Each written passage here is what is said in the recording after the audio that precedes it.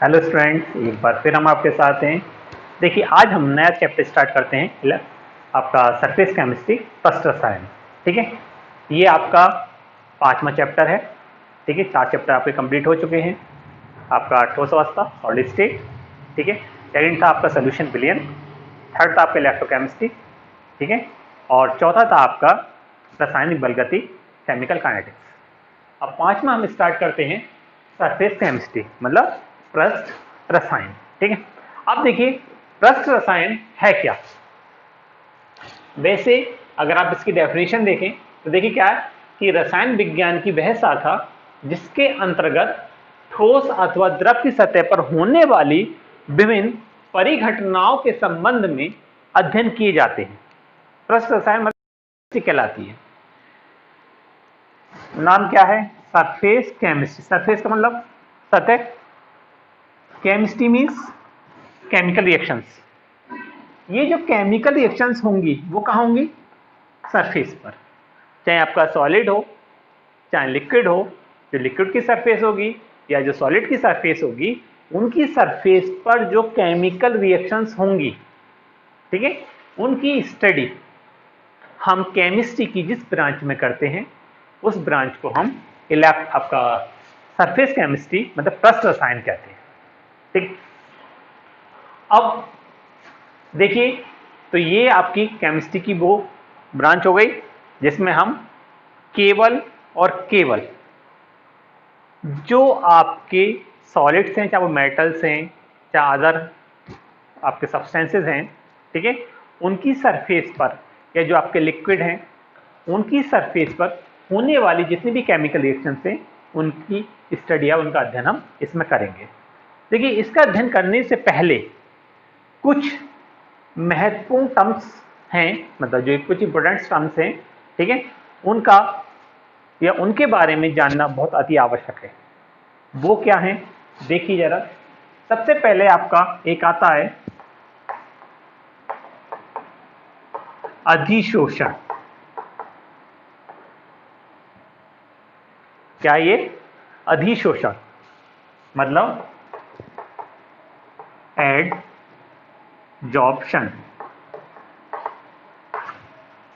क्या ये? एडजॉर्प्शन, ठीक है। इसमें सबसे मेन फैक्टर या मेन आपकी जो टर्म है वो आपकी क्या है? अधिशोषण। क्योंकि पूरी की पूरी इस मतलब आपकी इस चैप्टर में जो आपका पूरा पूरा जो चैप्टर है, ठीक है, इसकी पूरी पूरी स्टडी में हम इसी को पढ़ेंगे। क्या? अधिशोषण। अधिशोषण मतलब एडजॉर्प्शन। अब एडजॉर्प्शन क्या होता है, ठीक है। अब देखिए, एक एग्जांपल लेके मैं बताता हूं आपको। ये चौक है, ठीक है।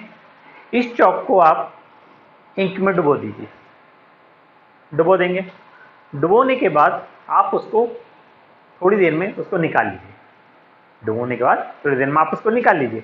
निकालने के बाद इस चौक का कलर कैसा होगा? कैसा होगा चौक का कलर?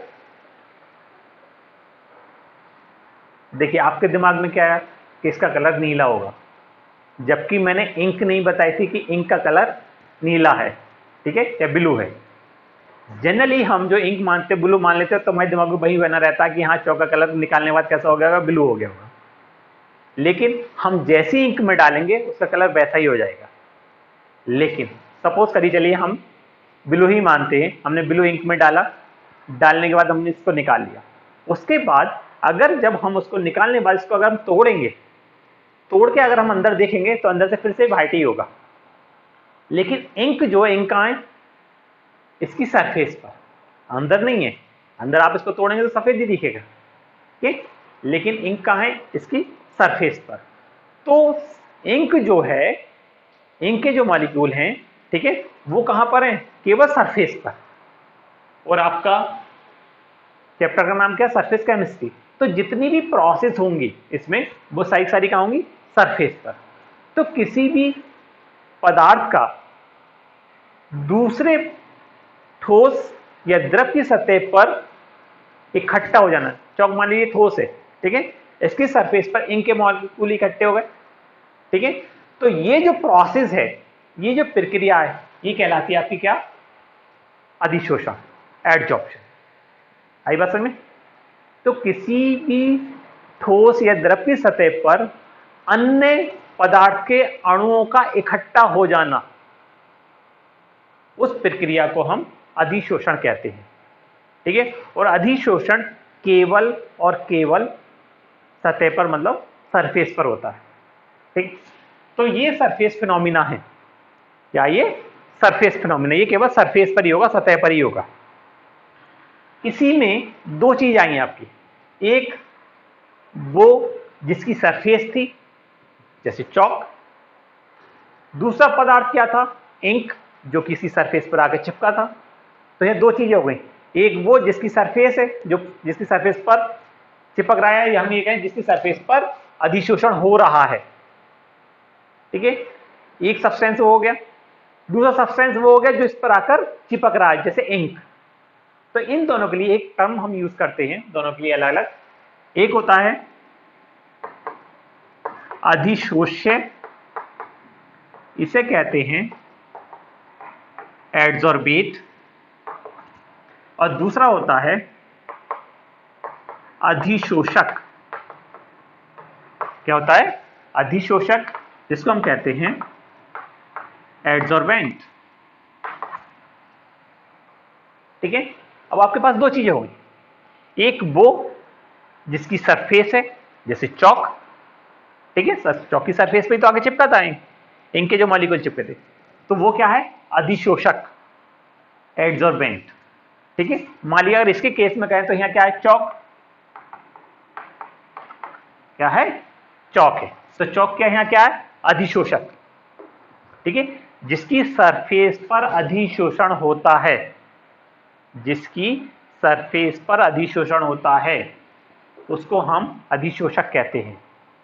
ठीक है? और अधिशोषक की सरफेस पर, सतह पर जाके जो पदार्थ के मॉलिक्यूल चिपकते हैं, ठीक है, वो आपका अधिशोषक कहते हैं। और इस केस में यहां पर क्या है? ये इंक। ठीक है?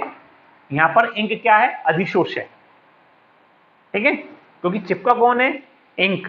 तो जो चीज चिपकती है सरफेस पर आकर, वो तो अधिशोष्य होती है, जिसको हम एडजॉर्बेट कहते हैं। ठीक है? और जिसकी सरफेस पर आकर चिपकती है, वो आपका अधिशोषक, मतलब एडजॉर्बेंट कहलाता है।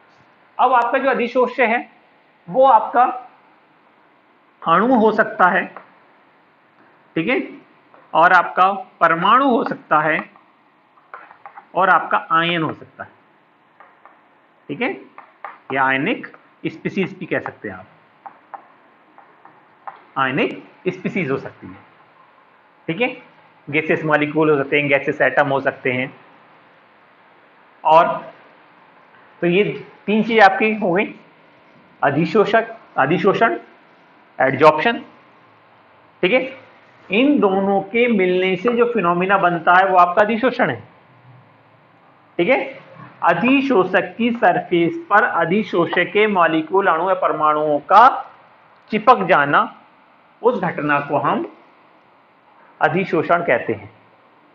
ओके?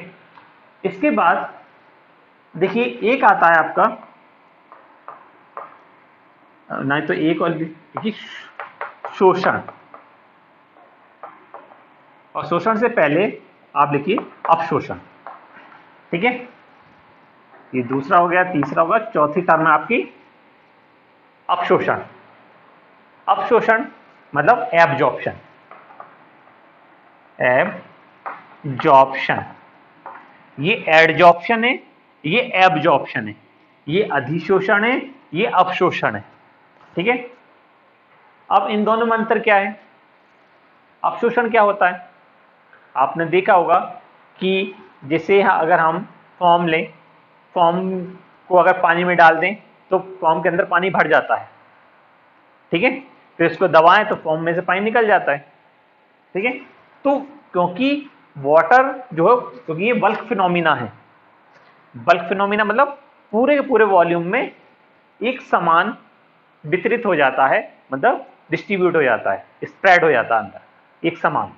ठीक है? वो आपका क्या कहलाता है? अवशोषण, ठीक है, जैसे फॉर्म में के अंदर पानी का भर जाना, तो वो अंदर तक चला गया, क्योंकि अधिशोषण में क्या होता है, केवल सरफेस पर, अगर किसी की सरफेस पर केवल प्रोसेस हो रही है वो तो अधिशोषण, और सरफेस के साथ साथ अंदर तक पूरे वॉल्यूम में, पूरे बल्क में एक समान अगर उसका डिस्ट्रीब्यूशन है, ठीक है, एक समान वो स्प्रेड हो गया अंदर, तो वो आपका क्या कहलाता है, अवशोषण।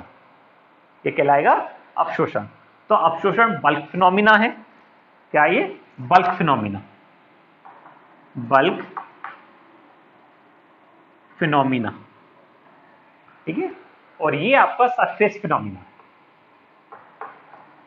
सरफेस फिनोमिना, ये केवल सरफेस पर होता है, ठीक है, और ये पूरे बल्क में रहता है।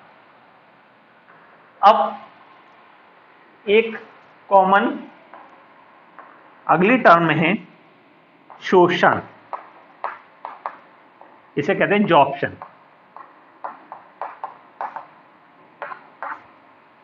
ये कहते हैं जॉब्शन। ये ऐसी टर्म है, इसमें क्या होता है कि एक साथ किसी प्रक्रिया में एक साथ अगर शोषण मतलब अधिशोषण और अवशोषण दोनों हो रहे हैं, एक ही समय में अधिशोषण और अवशोषण दोनों हो रहे हैं, उस कंडीशन को या उस प्रोसेस को हम क्या कहते हैं, शोषण मतलब जॉब्शन। ये कॉमन टर्म है दोनों के लिए। देखिए ये क्या, एडजॉर्प्शन, जॉब्शन, ये क्या, एब्जॉर्प्शन, जॉब्शन। तो देखिए जॉब्शन दोनों में, तो ये जॉब्शन है या जो शोषण है वो दोनों के लिए कॉमन टर्म है कि एक ही समय में ऐसी प्रक्रिया, ठीक है, या वो प्रोसेस जिसमें एक ही समय पर अधिशोषण मतलब एडजॉर्प्शन, अवशोषण मतलब एब्जॉर्प्शन दोनों ही हो रहे होते हैं, उस कंडीशन को हम जॉब्शन कहते हैं। क्या कहते हैं, जॉब्शन। और एक लास्ट आपका आता है विशोषण। विशोषण मतलब डिजॉर्प्शन। क्या कहलाता है ये, डिजॉर्प्शन, ठीक है। अब डिजॉर्प्शन क्या है, आपको पता है एडजॉर्प्शन क्या होता है, आपको पता है, तो अभी अब मैं बता के चुका हूं, ठीक है। क्योंकि किसी भी अधिशोषक की सतह पर अधिशोषक के अणुओं का आके चिपक जाना आपका अधिशोषण कहलाता है, ठीक है, ये हो गया अधिशोषण। और ये जो चिपके हुए जो अधिशोषक के अणु हैं वो अधिशोषक की सरफेस को छोड़ जाएं, ये यहां से हट जाए, पहले तो आके चिपक गए, अब जो चिपके हुए हैं वो हट जाए वहां से, तो वो प्रोसेस कहलाती है क्या, विशोषण, ठीक है। क्या कहलाते हैं उसको, क्या कहते हैं, डिजॉर्प्शन, ठीक है। तो जो अधिशोषण का अपोजिट है, आप ऐसे भी कह सकते हो, अधिशोषण की अपोजिट टर्म है वो क्या है, विशोषण। अधिशोषण में क्या होता है कि जो आपके अधिशोषक के अणु होते हैं वो अधिशोषक की सरफेस पर आके चिपक जाते हैं। विशोषक में क्या होता है, जो चिपके हुए अधिशोषक के अणु अधिशोषक की सरफेस पर होते हैं वो वहां से हट जाते हैं, तो वो आपका क्या कहलाता है, विशोषण। तो ये टर्म है, इनके बारे में जानकारी होना, इनके बारे में पता होना अति आवश्यक है, क्योंकि बिना इसके आगे जो चैप्टर में आने वाले जो आपके टॉपिक्स हैं वो समझ में नहीं आएंगे, ठीक है। तो ये आपका हो गया, आपका टर्म्स, जितने भी टर्म्स हैं ये हो गई। अब देखिए, अब स्टार्ट करते हैं हम, देखिए अभी स्टार्ट करते हैं हम अधिशोषण का कारण, cause of adsorption, cause of adsorption, कि ऐसा क्या कारण है जो अधिशोषण होता है। देखिए चाहे वो ठोस हो चाहे वो द्रव, ठीक है, चाहे वो सॉलिड हो चाहे वो लिक्विड हो, अगर आप देखें ऐसा क्यों होता है, क्यों सरफेस पर आकर अधिशोषण हो जाता है, या जो अधिशोषक के अणु हैं वो अधिशोषक की सरफेस पर कैसे आके चिपक जाते हैं, ठीक है। उसमें देखिए सपोज करिए लिक्विड है, इसमें एक मॉलिक्यूल ये है, हमारी एक मॉलिक्यूल यहां सरफेस पर है, ठीक है। इसमें क्या होता है, देखिए जो मॉलिक्यूल्स होते हैं उसमें मॉलिक्यूल मॉलिक्यूल अट्रैक्शन होता है, ठीक है। जो इंट्रैक्शंस होता है मॉलिक्यूल्स मॉलिक्यूल के बीच में, जिसके कारण वो एक दूसरे से जुड़े रहते हैं। तो मान लीजिए, देखिए इधर भी मॉलिक्यूल होंगे इसमें जो इधर को खींच रहे होंगे, इधर भी मॉलिक्यूल होंगे जो कि इधर को खींच रहे होंगे, इधर भी मॉलिक्यूल होंगे और ऊपर भी मॉलिक्यूल होंगे। तो देखिए इस अणु के चारों तरफ मॉलिक्यूल हैं, आगे बस है, इस मॉलिक्यूल के चारों तरफ और मॉलिक्यूल हैं जिसको अपनी ओर को आकर्षित कर रहे हैं, अट्रैक्ट कर रहे हैं। तो यहां पर जितने भी फोर्स हैं, जितने भी बल हैं, वो एक दूसरे से संतुलित है। देखिए इस वाले से ये संतुलित हो गया, इस वाले से ये संतुलित हो गया, इस वाले से ये संतुलित हो गया, इस वाले से ये संतुलित हो गया, क्योंकि इस मॉलिक्यूल या इस अणु के चारों तरफ और जो अणु हैं वो अपनी ओर को इस अणु को आकर्षित कर रहे हैं। तो जो नेट फोर्स है वो 0 हो गया। इसका मतलब इस पर जो लगने वाला बल है वो संतुलित है। कैसा है? संतुलित है। लेकिन अगर आप इस वाले को देखें तो इसके इधर तो है, जिसको इधर वो खींच रहा है, इधर भी है, इधर खींच रहा है, जो नीचे भी है, इधर खींच रहा है, इधर भी है, इधर भी है। लेकिन ऊपर सरफेस के ऊपर जो है वो मॉलिक्यूल नहीं है। इस सरफेस के ऊपर तो मॉलिक्यूल ही नहीं है इसके, ठीक है। तो उस कंडीशन में ये आपका अनबैलेंस्ड या इम्बैलेंस्ड फोर्स हो जाता है, ठीक है।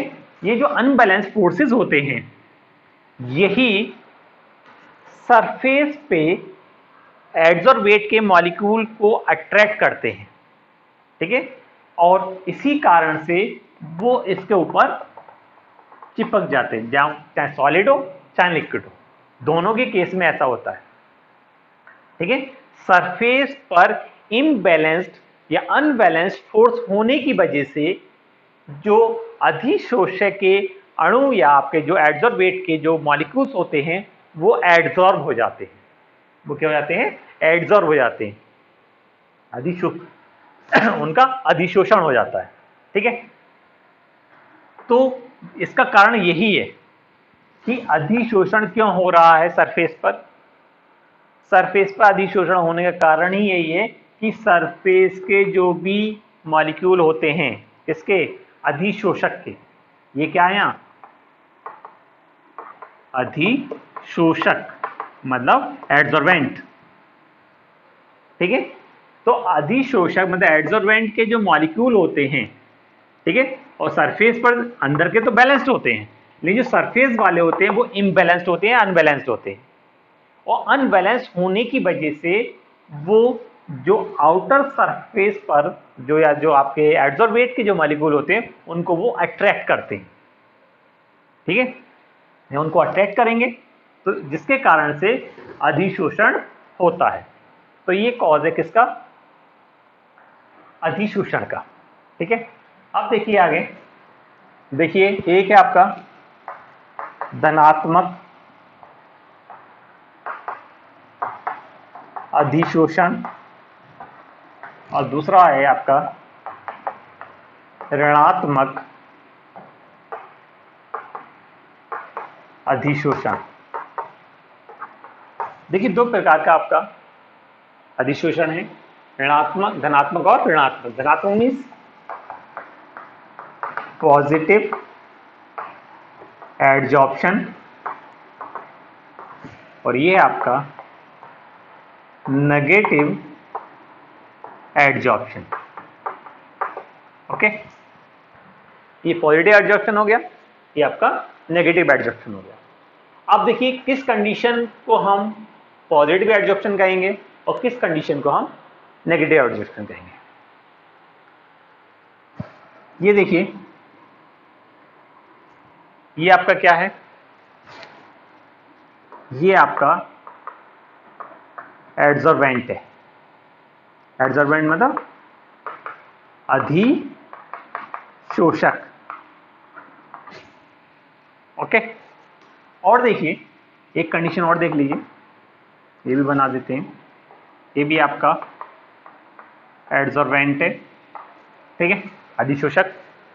अब इस वाले कंडीशन में क्या होता है कि जो आपके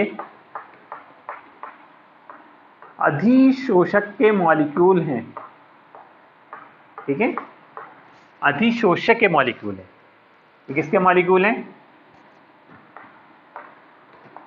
एडजॉर्बेट मतलब अधिशोष्य, ये अधिशोष्य के मॉलिक्यूल हो गए। तो अगर अधिशोष्य के मॉलिक्यूल सरफेस पर अधिक हैं in comparison of bulk, bulk मतलब अंदर, ठीक है, अंदर के मुकाबले बाहर मतलब सरफेस पर, सतह पर अगर अधिशोष्य की मात्रा अधिक है तब तो कहलाता है आपका धनात्मक अधिशोषण। और अगर इसका उल्टा हो, सरफेस पर कम हो और बल्क में ज्यादा हो, ठीक है, ये सब क्या है? ये किसके मॉलिक्यूल हैं? एडजॉर्बेट के। एडजॉर्बेट मतलब अधिशोष्य, ठीक है। तो अगर देखिए जो आपका एडजॉर्बेट है वो अगर सरफेस पर कम है, सतह पर कम है, और सतह के अंदर मतलब बल्क में या स्थूल में ज्यादा है मात्रा, तो कहलाता है आपका नेगेटिव एडजॉर्प्शन, ठीक है। अगर मानिए जैसे चौक है, चौक की सरफेस पर अगर कोई भी सब्सटेंस है, अधिशोष्य है, अगर सरफेस पर ज्यादा है और चौक के अंदर कम गया है वो और सरफेस पर ज्यादा है, ठीक है, तब तो आपका क्या कहलाता है? धनात्मक। और सरफेस पर कम है और चौक के अंदर ज्यादा चला गया है वो, ठीक है, अंदर उसकी मात्रा ज्यादा है, सरफेस पर कम है, तब कहलाता है आपका ऋणात्मक अधिशोषण, ठीक है। तो ये दो प्रकार का अधिशोषण ये हो गया।